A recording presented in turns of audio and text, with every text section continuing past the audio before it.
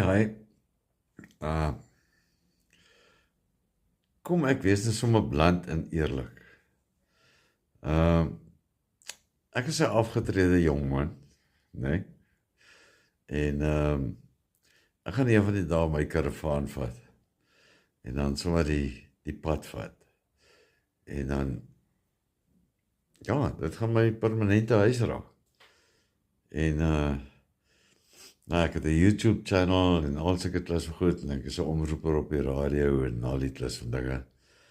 En ek sing 'n bietjie en ek soek 'n maatjie. Nie 'n liefie nie, nie 'n vrou of 'n ding of 'n iets of whatever. 'n maatjie wat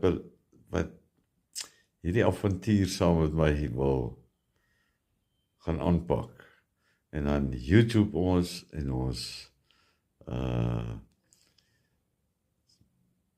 doen die omroeperswerk op die radio en ons ja, en chill net. So, as jy nou so is, of so iemand ken, laat my weet. Okay.